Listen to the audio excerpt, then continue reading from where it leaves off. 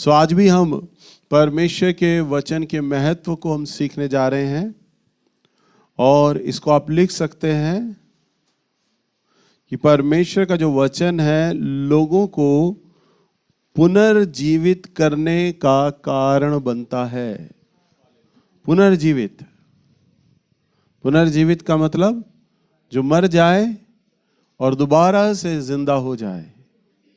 तो परमेश्वर का जो वचन है पुनर्जीवित होने का कारण बनता है। सो आइए हम परमेश्वर के वचन में देखते हैं, निकालेंगे पहला पतरस की किताब, इसका 1 अध्याय और इसका 23 पद।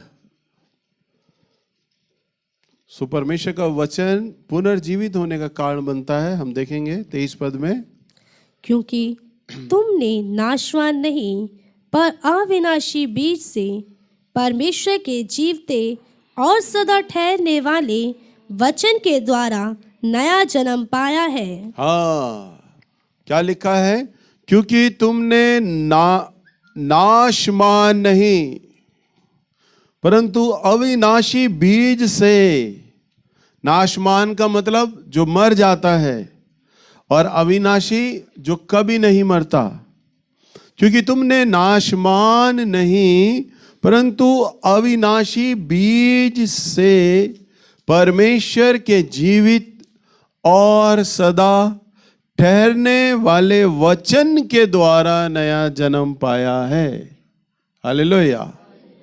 सो आपने प्रभु के अविनाशी बीज के द्वारा, ध्यान दो, परमेश्वर के जीवित, बोलिए जीवित और सदा ठहरने वाला।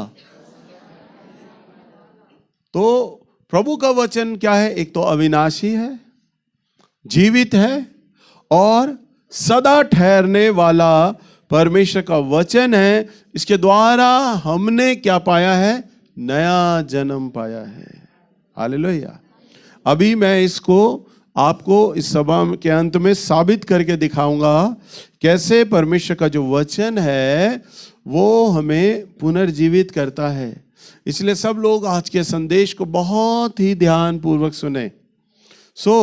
परमेश्वर का जो वचन है वो जीवन के लिए, हमारे जीवन के लिए अविनाशी बीज है। जो आप परमेश्वर का जो वचन सुन रहे हैं इस समय, ये क्या है? आपके लिए अविनाशी बीज है। क्या है आपके लिए? अविनाशी बीज है। और ये जीवन के लिए, हमारे जीवन का एक पात्र है और बहुमूल्य चीज है हमारे लिए। और जो अविनाशी जो बीज है, जो ये बीज जो बीज है परमेश्वर के वचन के रूप में हमारे सामने रखा जा रहा है।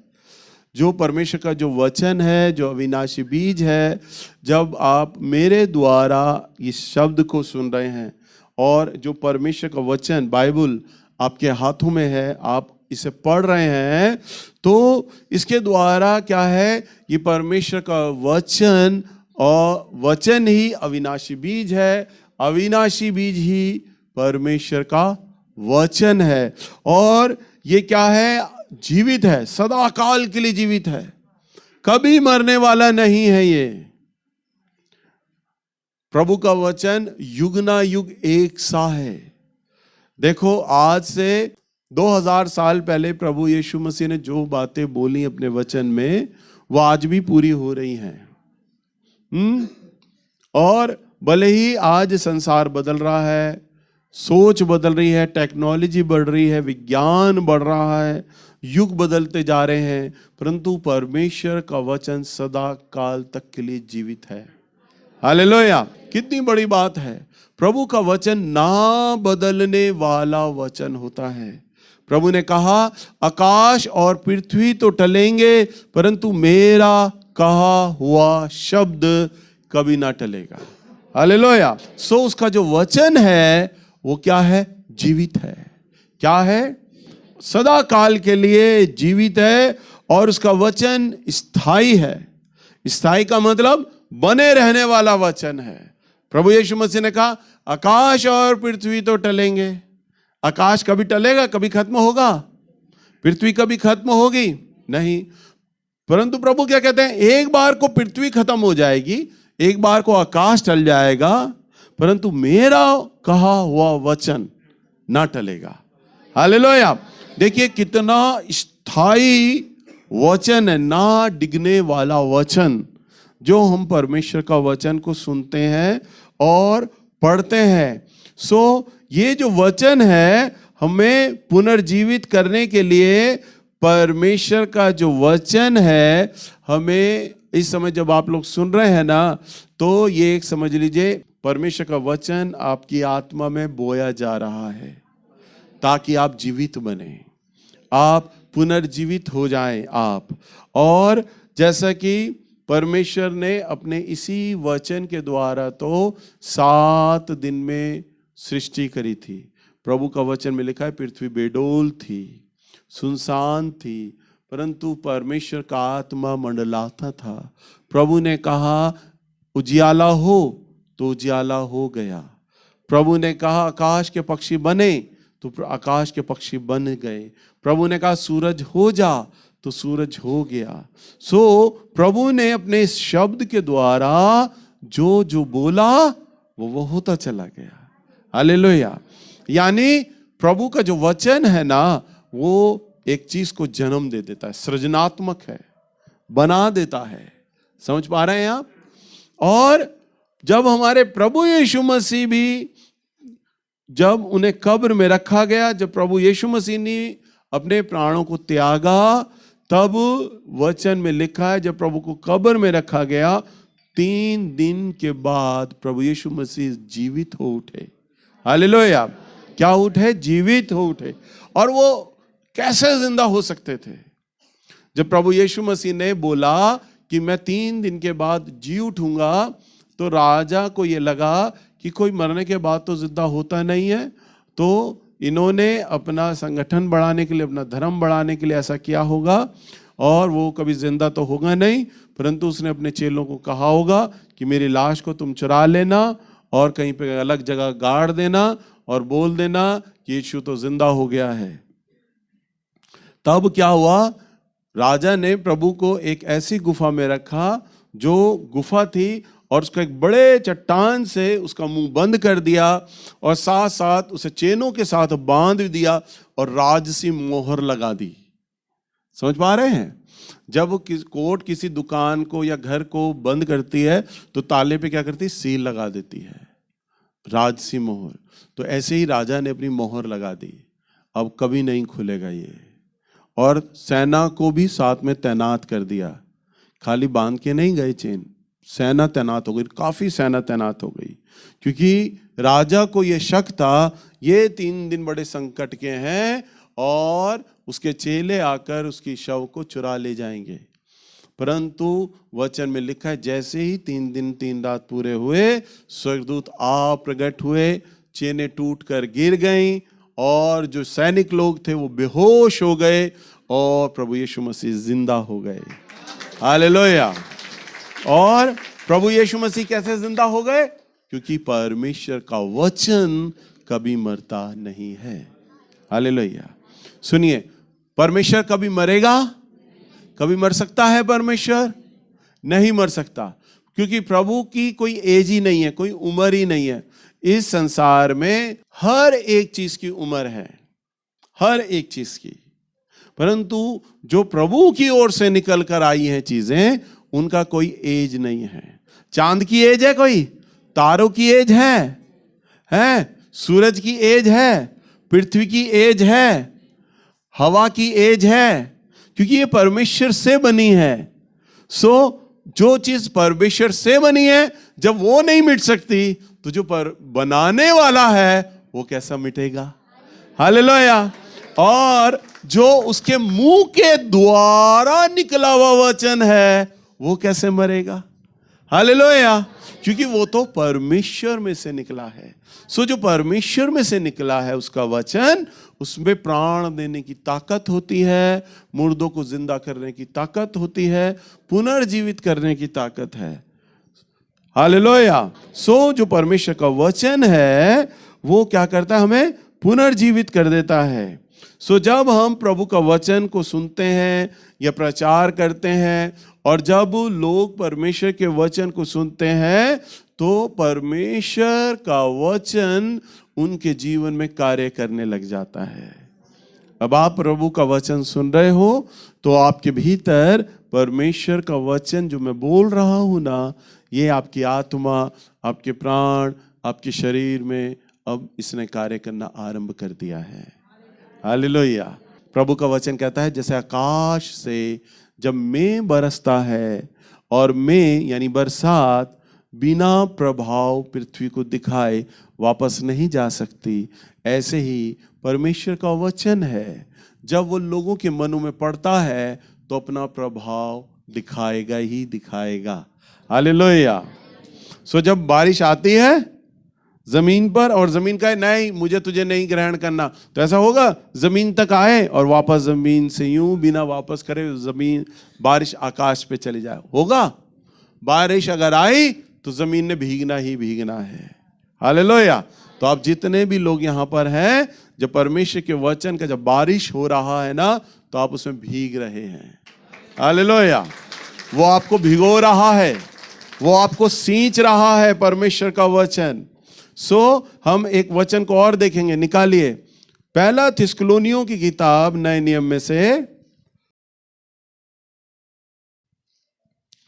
और इसका 5 अध्याय और इसका 23 पद। शांति का परमेश्वर आप ही तुम्हें पूरी रीति से पवित्र करे, और तुम्हारी आत्मा और प्राण और देह हमारे प्रभु यीशु मसीह के आने तक पूरे पूरे और निर्दोष सुरक्षित रहे। हाँ, वचन में क्या लिखा है? शांति का परमेश्वर आप ही तुम्हें पूरी रीति से क्या करे? पवित्र करे। तुम्हारी आत्मा, प्राण, देह और देह हमारे प्रभु यीशु मसीह के आने तक पूरे पूरे और निर्दोष और सुरक्षित रहें।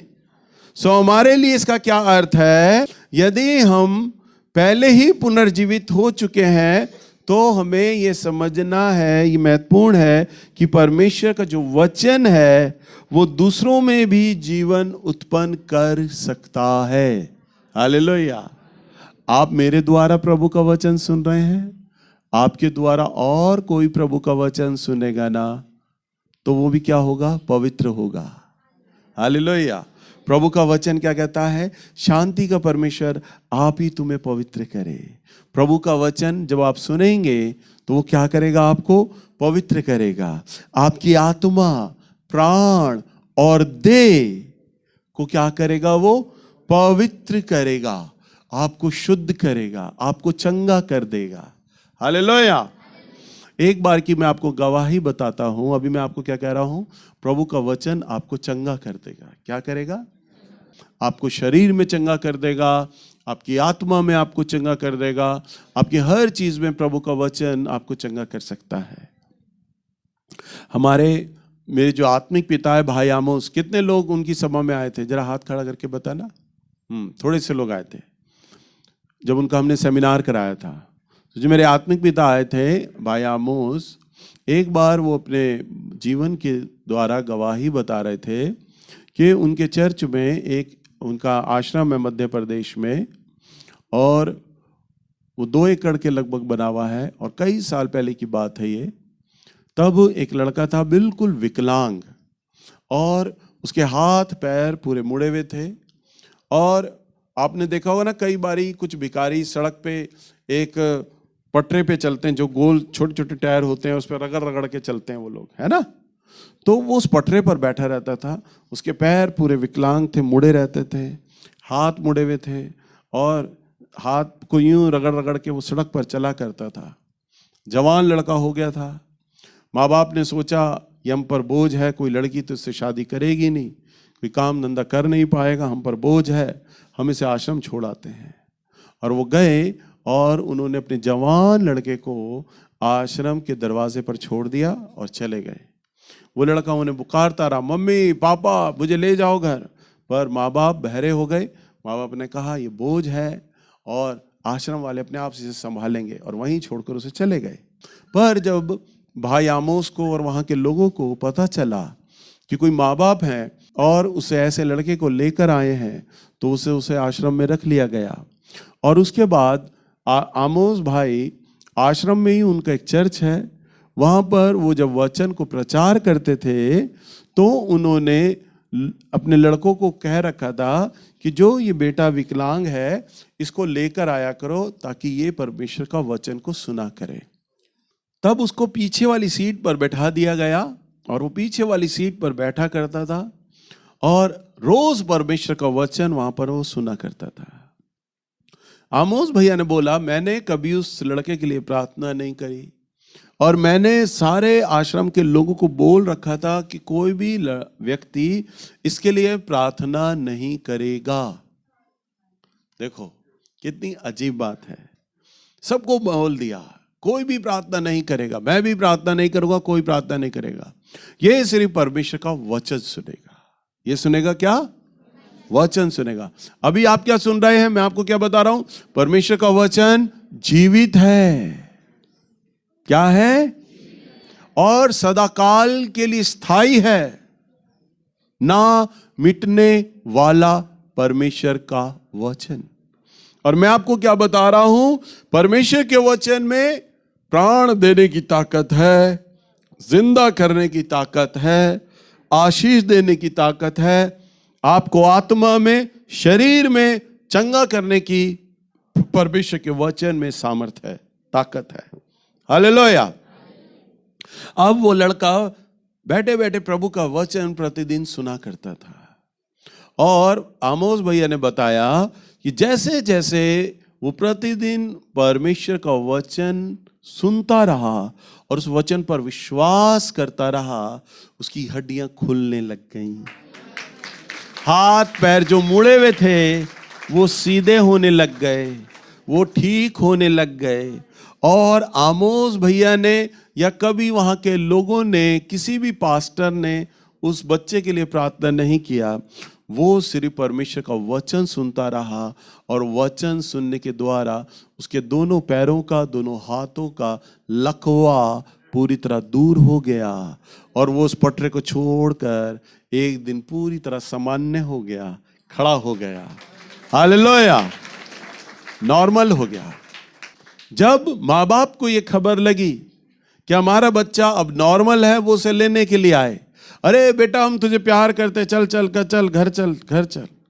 उसने कहा तुम तो मुझे मरा हुआ समझकर छोड़ गए थे, तुम्हारे तो मैं किसी काम का नहीं था, ये जीवन तुमने ऐसे ही बर्बाद कर दिया मेरा समझ के, परंतु ये जीवन तो मेरे प्रभु यीशु मसीह का है और उसने मुझे दोबारा नया जीवन दिया है। डॉक्टर वैद्य मुझे ठीक नहीं कर पाए, परंतु प्रभु यीशु मसीह ने मेरे लकवे को दूर किया है, मुझे चंगा किया है। अब से ये मेरा जीवन प्रभु यीशु मसीह के लिए है, उसकी सेवा के लिए है। और फिर भैया ने उसको पासबान बनाया और आज वो भैया का चर्च संभालता है। हमारे इस घर में भी वो कई बार आ चुका है। वो अगर आप उसे देखेंगे उस लड़के को तो आपको लगेगा ही नहीं कि ये कभी विकलांग होगा।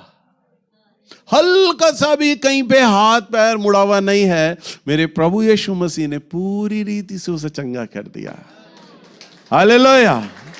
सो वचन कितना आज भी कितना सामर्थी है। वचन में लिखा है शांति का परमेश्वर आप ही तुम्हें पूरी रीति से क्या करे? पवित्र करे। और परमेश्वर का वचन पवित्र करता है। लिखा है और तुम्हारी आत्मा, तुम्हारे प्राण और तुम्हारी देह। हालेलुया।